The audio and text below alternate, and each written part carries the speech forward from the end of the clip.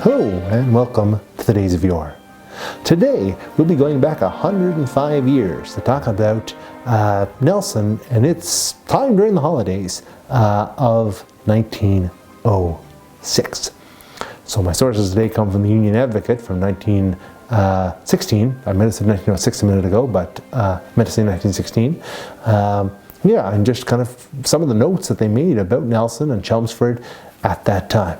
So last year, we had a Christmas Day episode on the Boer War, which, I kind of had a little bit of a Christmas little kind of send-off there. But, today I think, if I've done my calculations correct, it's Christmas Eve. And so, we wanted to do something that kind of felt a little bit less like, an imperial conflict from the early 20th century, and a little bit more like an actual thing about the holidays here in the community from all those years ago. So this is what we decided to do. And when I say we, I guess I mean I, but that's it. If any of you know me very well, I suppose, there's probably more than a few people rattling around in this old noggin of mine. So let's begin. So, the Christmas season here in Nelson was kind of inaugurated by a big snowstorm, which again, we're not as familiar with here today in this time. Of course, like I say, as we're recording this we just had a pretty big rainfall that saw off most of the snow here in the area. Cold for sure, but the last number of years really, we haven't really seen a big amount of snow coming into the holidays. Now, maybe I've just jinxed it. Or maybe, like I say, maybe this would be a good time for, a word from the Living Island, talking about climate change and the fact that, that's the case. But again, you've heard Ken say it, and it's very true, that things aren't like they used to be for very good reasons, and probably means that we need to do quite a bit of changing in our lives in big ways and in little ways in order to make that happen. But that's a really kind of around your arse to get to your elbow way of talking about a snowstorm that happened 105 years ago, but here we are. So to give you an example of how bad that was, David Coughlan, who was the mailman in Chelmsford, had to dig about 3 miles, had to shovel out 3 miles along his route in order to complete his route through Chelmsford and the community. So that's a fair bit of doing when you're out, probably with a sack of mail and everything else, and shoveling about 3 miles in order to make your rounds. So that's it. Good on you, Mr. Coughlan, wherever you may be.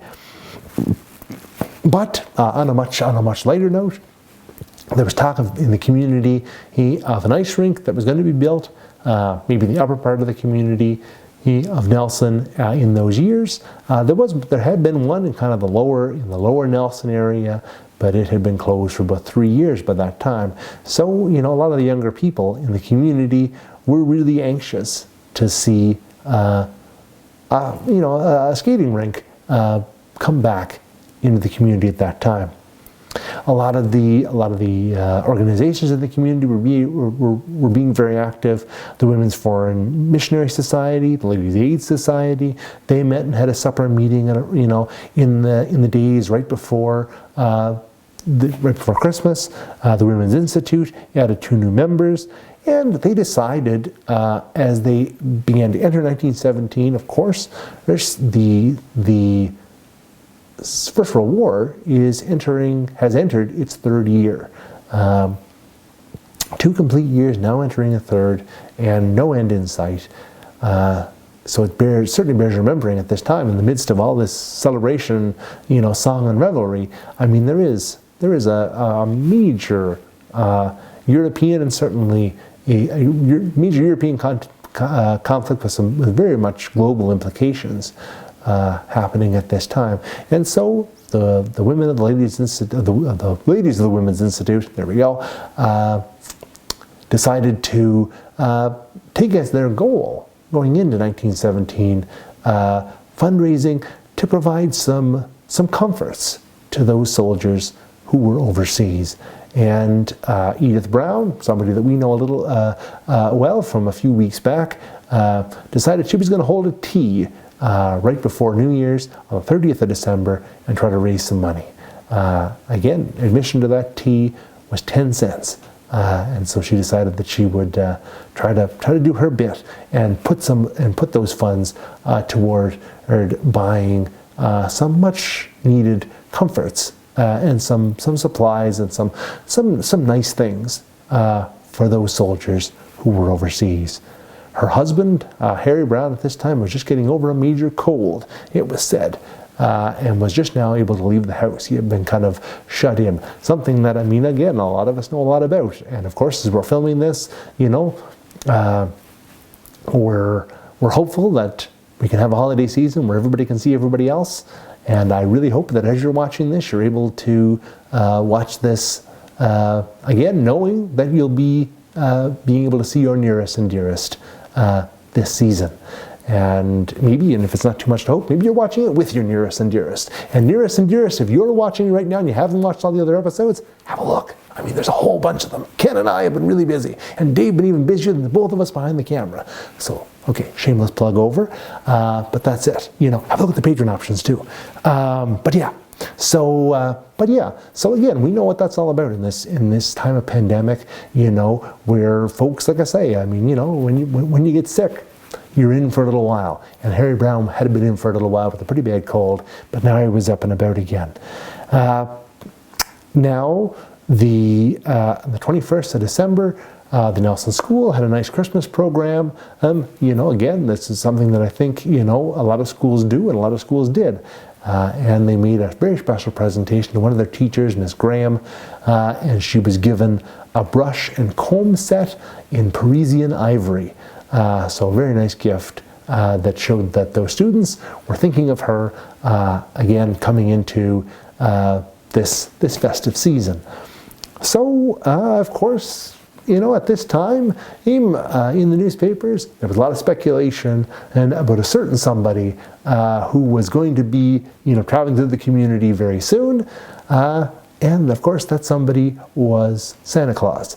And of course, there was a feeling that maybe Santa was going to have some trouble this year because one of the bridges across the river leading into Chelmsford was out. The ICR was doing a lot of work in the area and they had closed the road. And so there was a sense that maybe, you know, how was Santa going to get into the community that year? So there was a little bit of trepidation there, and they thought that maybe Santa might have to fly in. So again, you know, who knows? Maybe 1916 was the year of the flying reindeer. Maybe that's when it all started. Maybe he looked at the situation in Chelmsford and said, okay, you know, we got, you know, this sleigh business is not going to cut it this year. We got to bring in the flying reindeer. I don't know, but who can say? It was reported that he did make it here. He did get to the community, and as a matter of fact, he did drop a few sleighs in his wake, as was noted in the newspapers after Christmas. That, you know, there were a lot of new sleighs in the community following Christmas, so there was a lot of big gifts in a lot of the barns of the community. So that was really nice to see. Again, certainly a very practical gift in those days to get around. You know, you needed, especially in the wintertime, a sleigh could come in very, very handy. On the 26th, the one Boxing Day, which I don't know if it was Boxing Day in those days or not, but the St. James Presbyterian Church, the Sunday school children of that time made a presentation to Mrs. Flett, who had been their superintendent now at the school and had worked to keep the school going for over 30 years. They made a gift of an umbrella and some slippers to her, which apparently she was very overcome by. So a nice gesture on behalf of the children of the community to somebody who was working very hard to provide them with some educational opportunities. The Independent Order of Foresters had a turkey dinner for all their members on the 28th of December. So again, if you're like me, maybe you're a little bit smarter than I, maybe you're a little bit more than no. I didn't know a whole lot about the International Order of Foresters, so in case you don't know, They're a fraternal benefit society that at that time was headquartered in Toronto, Ontario.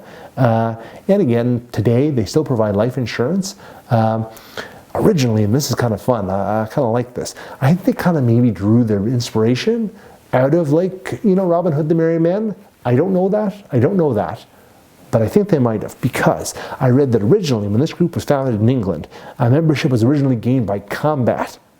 You know, first with the quarterstaff, then with swords, then finally with cudgels, until apparently initiation combat was abolished in 1843. But originally, you know what I mean? That's kind of wild, you know. That's it. Okay, you want to get into this group, you got to fight your way in. So there you go. However, none of that happened here in Canada, because it came in here and really started to come into this country in 1875 through the efforts of, and I don't know if I'm going to pronounce this correctly, so again, please forgive me if I don't, by a gentleman by the name of Oranyadega, who was a Mohawk man and who was a doctor, and again brought this fraternal benefit society to Canada from his time studying at Oxford. So again, you know, bringing it here to Canada, and again, tie it back up in 1916, they had a turkey dinner right here in Nelson on the 28th of December. On the 29th, there was a children's party at St. Mark's Anglican Church. So again, a lot of activities for the kids. It's in 1916, 105 years ago, for again, you know, who were enjoying certainly the holidays at this time, and probably getting to see all their friends too. Mrs. Brown, Edith Brown, had her tea on the 30th. It was really successful. It sounds like it was a really fun time. There were 46 people there. They played games, they sang songs, they had a piano recital, there were some solos, there were some recitations. It sounds like it was a really good time, and they raised $6.10 to put toward benefits for the soldiers, and some nice things to be bought for them and sent overseas.